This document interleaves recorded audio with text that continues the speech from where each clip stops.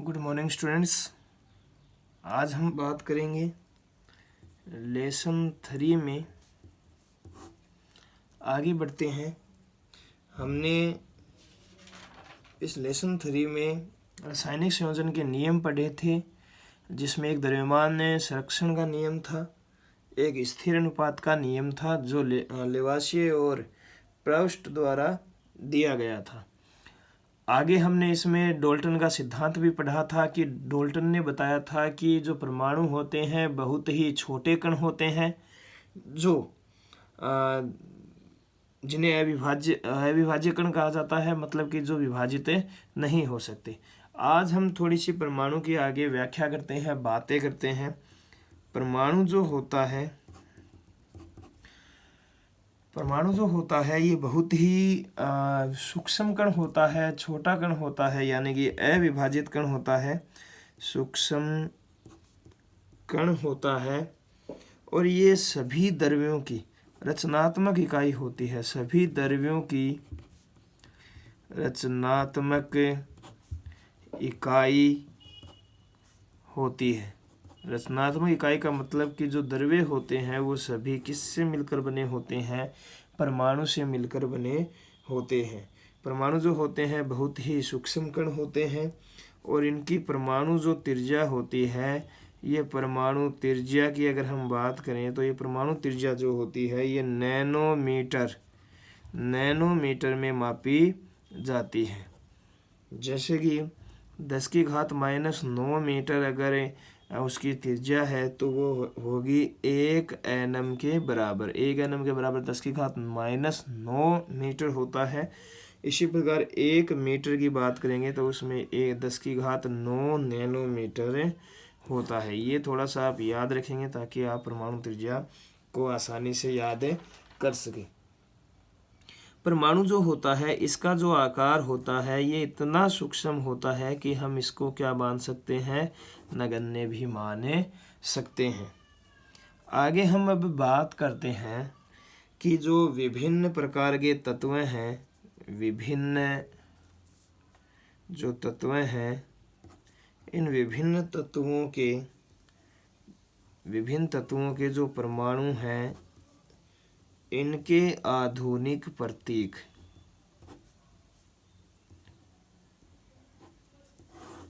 जो तत्व हैं, इन तत्वों को, जैसे कि मान लीजिए हाइड्रोजन है, तो हाइड्रोजन एक बहुत बड़ा नाम हो जाता है। तत्वों के इन नामों को हम शॉर्ट में पढ़ने के लिए हमने इनके प्रतीक बनाए।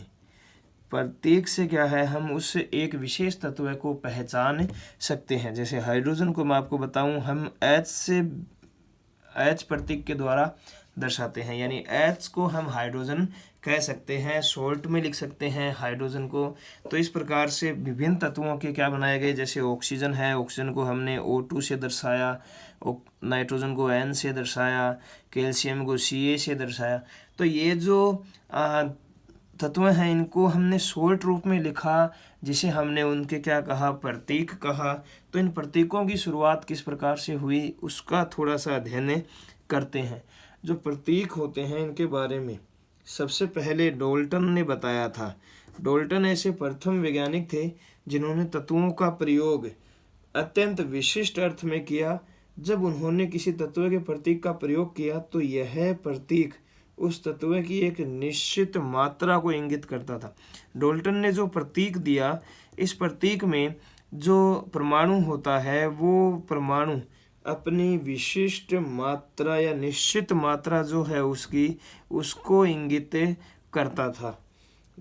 जैसे कि जो इन्होंने कुछ तत्व दिए, जैसे कि तत्वों के प्रतीक दिए, जैसे हाइड्रोजन है, तो हाइड्रोजन को जो डाल्टन है इन्होंने इस प्रकार से दर्शाया था, इसके प्रतीक को, ये इसका प्रतीक बनाया था। इसी प्रकार ऑक्सीजन को इसने ऐसे रखा था सीधे, ये ऑक्सीजन है, इसका प्रतीक इस प्रकार से बनाया। इसी प्रकार कार्बन जो है उसका प्रतीक इसने इस प्रकार से बनाया था, कार्बन। इसके अलावा बात करें तो फास्फोरस जो है, फास्फोरस का प्रतीक डाल्टन ने इस प्रकार से बनाया था। तो ये जो प्रतीक हैं, इन प्रतीकों से हम क्या कर सकते हैं, विभिन्न तत्वों को पहचान सकते हैं। तो डाल्टन जो है, इन्होंने जो प्रतीक दिए थे वो इस प्रकार के प्रतीक दिए थे। जैसे कॉपर है तो कॉपर को उसने इस प्रकार से दर्शाया, जैसे सी से हम क्या कर सकते हैं, कॉपर को पहचान सकते हैं, तो इसे कॉपर। इसी प्रकार जो गोल्ड है, सोना, उसको इस प्रकार से जी के रूप में इन्होंने दर्शाया था। तो ये कुछ प्रतीक जो हैं ये किसके द्वारा दिए गए थे, जो डाल्टन है इनके द्वारा ऐसे प्रतीक सबसे पहले बनाए गए। इसके बाद में जो एक वैज्ञानिक थे जिनका नाम था बर्जीलियस। बर्जीलियस जो थे, इन्होंने देखा और बताया कि तत्वों के ऐसे प्रतीक भी बना सकते हैं जो तत्वों के नामों के एक या दो अक्षरों से प्रदर्शित हो।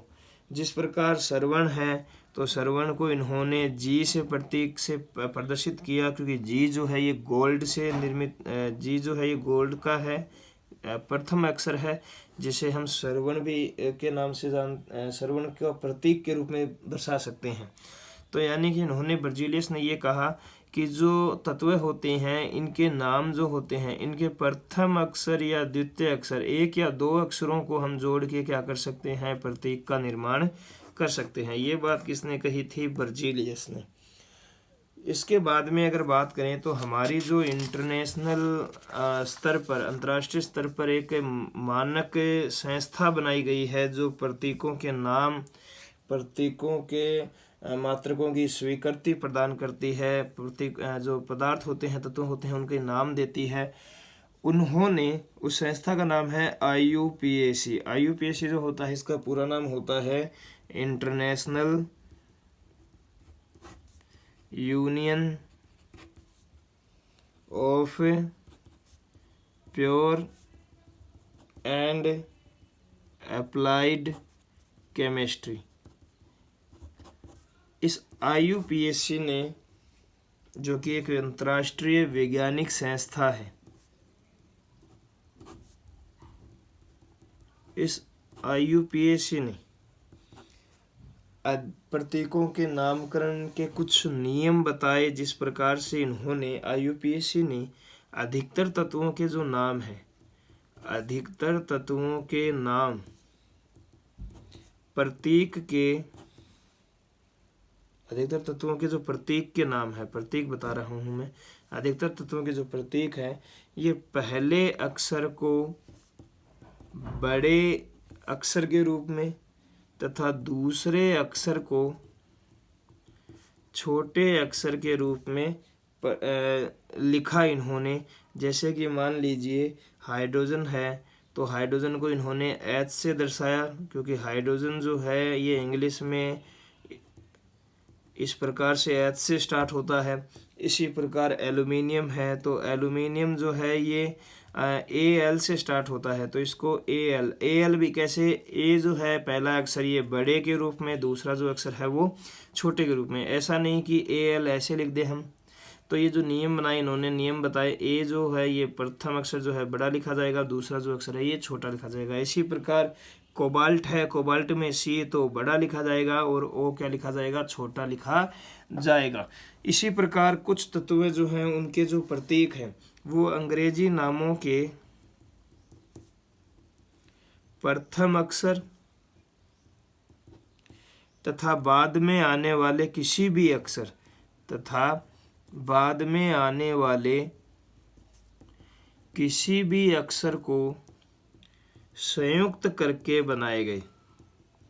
जैसे कि क्लोरीन है, तो क्लोरीन जो है इसका Cl से दर्शाया इसको। जिंक जो है, जिंक को इन्होंने Zn से दर्शाया। जिंक जो है ये Zn यानी बीच वाले अक्षर को लेके इन्होंने क्या बनाया था, जिंक का प्रतीक बनाया था। तो ये जैसे कि प्रथम अक्षर तो होना ही चाहिए नाम का, उसके बाद में कोई भी अक्षर को लेके इन्होंने क्या बनाए, प्रतीक बनाए।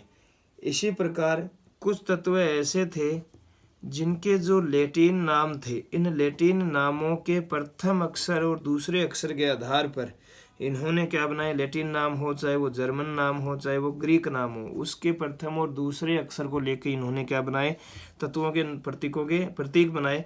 जिस प्रकार से सोडियम है, तो सोडियम को इन्होंने दर्शाया Na से। तो ये सोडियम जो है वो S से स्टार्ट होता है, लेकिन Na इसका प्रतीक क्यों रखा, क्योंकि सोडियम जो है ये लैटिन भाषा का शब्द होता है, इसका फेरम, सॉरी, इसका जो लैटिन भाषा का शब्द होता है वो होता है नेट्रियम।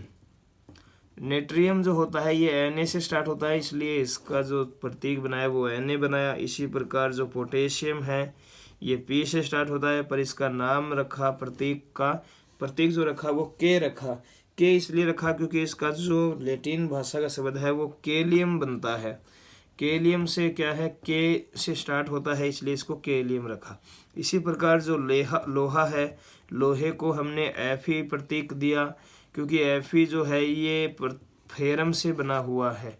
जो लैटिन भाषा का शब्द है इसका लोहे का वो होता है फेरम, और फेरम के स्टार्टिंग नाम से ही, स्टार्टिंग अक्षर से ही इसका प्रतीक जो है वो क्या हुआ, रखा गया। तो इस प्रकार से IUPAC ने कुछ जो जितने भी तत्व होते हैं उनके जो प्रतीक हैं वो विशिष्ट अलग अलग प्रकार से रखे, बनाए। कुछ तत्व जो हैं उनमें प्रतीक जो है वो पहले अक्षर को बड़ा लिख के दूसरे को अक्षर को छोटा ही लिखा जाता है, ये तो कन्फर्म है। इसके अलावा जो अंग्रेजी नाम है उनका प्रथम अक्षर और बाद में कोई भी आने वाले अक्षर को जोड़कर इनका प्रतीक बनाया गया। लैटिन भाषा, जर्मन भाषा, ग्रीक भाषा में जो नाम है उनके तत्वों के, उनके आधार पर क्या रखे गए, प्रतीक रखे गए। तो इस प्रकार से हमने विभिन्न तत्वों के क्या रखे, प्रतीक बनाए, ताकि इनको आसानी से, सरलता से हम लिख सके और समझ सके। आगे बढ़ते हैं, परमाणु द्रव्यमान के बारे में पढ़ते हैं। परमाणु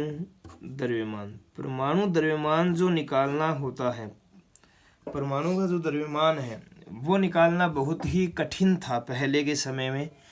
तब हमारे पास कोई इकाई, सापेक्षिक इकाई नहीं थी जिसके कारण हमें परमाणु द्रव्यमान को ज्ञात कर सके। परमाणु द्रव्यमान को ज्ञात करने के लिए हमने किसी तत्व के सापेक्षिक परमाणु द्रव्यमान को उसके परमाणुओं के औसत द्रव्यमान का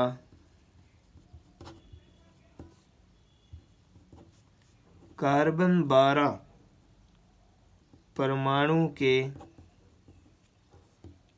द्रव्यमान के 1/12वें भाग के अनुपात द्वारा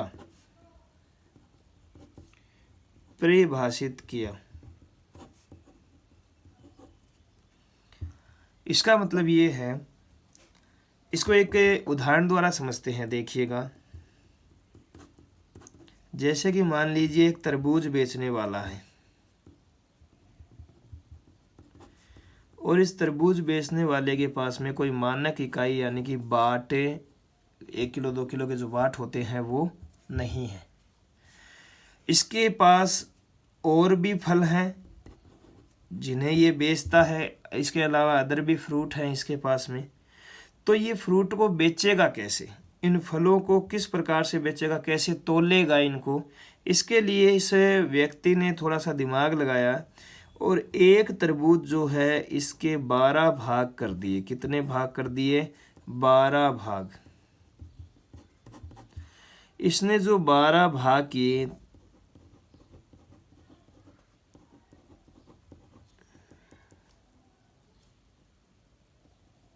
इसने 12 भाग कर दिए एक तरबूज के। अब इसने मानक इकाई मानी एक तरबूज का 12वां भाग यानी कि 1 भाग। अब इसने क्या किया, जो तुला होता है इस तुले पे एक तरफ इसने एक तरबूज को रखा, तरबूज के एक भाग को रखा और इससे तोलकर किसी भी फल को इसने क्या किया, इसके बराबर तोला। तो इसे हमने कहा कि 1/12वां भाग यानी कि इसने जितने भी फल थे वो फलों को कैसे बेचा, एक तरबूज के बराबर, एक तरबूज के भाग के बराबर बेचा। तो इस प्रकार से अगर हमें परमाणुओं का द्रव्यमान निकालना है तो जो कार्बन 12 समस्थानिक है, इस कार्बन के एक भाग, इस कार्बन का एक भाग जो है वो एक तरफ रखेंगे और दूसरी तरफ उस परमाणु को रखेंगे, तो जो मान आएगा वो उसका परमाणु द्रव्यमान होगा। इसलिए कहा कि किसी तत्व के सापेक्षिक परमाणु द्रव्यमान को, किसी तत्व की कोई भी तत्व है उसका परमाणु द्रव्यमान जो है उसको परमाणुओं के औसत द्रव्यमान का C12, परमाणु का जो द्रव्यमान है उसके 1/12वें भाग के अनुपात के रूप में क्या किया गया, परिभाषित किया गया। 1 के बराबर जो उसका परमाणु द्रव्यमान है उस रूप में क्या किया गया, परिभाषित किया गया। जो 1961 में परमाणु द्रव्यमानों को ज्ञात करने के लिए, परमाणु द्रव्यमानों को ज्ञात करने के लिए परमाणु द्रव्यमान इकाई, परमाणु द्रव्यमान इकाई कार्बन 12 समस्थानिक, कार्बन 12 समस्थानिक को मानक संदर्भ के रूप में, मानक संदर्भ के रूप में सार्वभौमिक रूप से स्वीकार कर लिया गया। सार्वभौमिक रूप से यानी सभी जगह, सभी देशों में सार्वभौमिकता का मतलब होता है सभी जगह।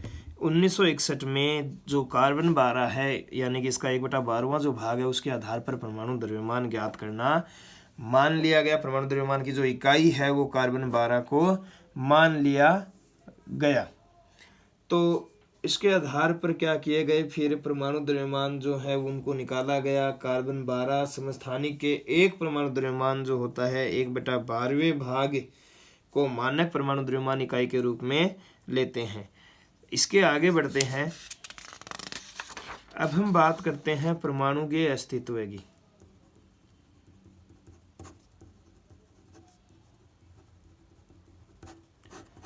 परमाणु जो होता है, अधिकांश तत्व जो होते हैं इनके जो परमाणु होते हैं ये स्वतंत्र अवस्था में नहीं रह सकते, स्वतंत्र अवस्था में नहीं रह सकते। तो ये कैसे रहेंगे, तो जो परमाणु होते हैं ये परमाणु आपस में अत्यधिक संख्या में जुड़कर अणु या आयन बना लेते हैं। ये अणु अथवा आयन जो होते हैं ये आपस में जुड़कर पदार्थ या द्रव्य का निर्माण कर लेते हैं। इन पदार्थ या द्रव्य को हम महसूस कर सकते हैं, देख सकते हैं, अनुभव कर सकते हैं, छू भी सकते हैं। जैसे कि मान लीजिए ये पेन है, इस पेन के अंदर परमाणु है, वो परमाणु स्वतंत्र अवस्था में नहीं रह सकते। ये परमाणुओं ने मिलकर क्या किया, अणु का निर्माण किया और अणु से क्या बना, ये पूरे पेन की स्ट्रक्चर बनी है। तो अब हमें जो पदार्थ है, जो पेन है, इसको हम क्या कर सकते हैं, देख सकते हैं, इसको छू सकते हैं, इसको अनुभव कर सकते हैं, लेकिन हम परमाणुओं को देख नहीं सकते। तो परमाणु सूक्ष्म होते हैं, ये मिलकर अणु बनाते हैं और अणुओं से पूरे पदार्थ का निर्माण होता है। तो परमाणु जो होते हैं ये स्वतंत्र अवस्था में कभी भी नहीं रह सकते। हम बात करते हैं इस अणु की। अणु जो होता है ये क्या होता है, तो अणु जो होते हैं या ये दो या दो से अधिक परमाणुओं से मिलकर बनते हैं, अधिक परमाणुओं से मिलकर बनते हैं। एक अणु में 2 परमाणु भी हो सकते हैं, उससे ज़्यादा भी हो सकते हैं, जो आपस में रासायनिक बंध द्वारा जुड़े होते हैं, रासायनिक बंध द्वारा जुड़े होते हैं और इनमें आकर्षण बल भी आपस में पाया जाता है, जिसे गुंथे रहते हैं, एक दूसरे से जुड़े रह सकते हैं। अणु को हम किसी तत्व या यौगिक के उस सूक्ष्मतम कण के रूप में मान सकते हैं जो स्वतंत्र अवस्था में रहता है। यानी कि अणु जो है ये स्वतंत्र अवस्था में रह सकता है। जो द्रव्य का एक सूक्ष्मतम कण है, यानी पदार्थ का एक सूक्ष्मतम कण जो स्वतंत्र अवस्था में रह सकता है, उसे ही हम क्या कह सकते हैं, अणु कह सकते हैं। क्योंकि परमाणु कभी भी स्वतंत्र अवस्था में नहीं रह सकते, ये स्वतंत्र अवस्था में जुड़कर किसका निर्माण करेंगे, अणु का निर्माण करेंगे। और ये क्या करते हैं, जो अणु होते हैं ये पदार्थ के जो गुण धर्म होते हैं उनको भी व्यक्त करते हैं, प्रदर्शित करते हैं।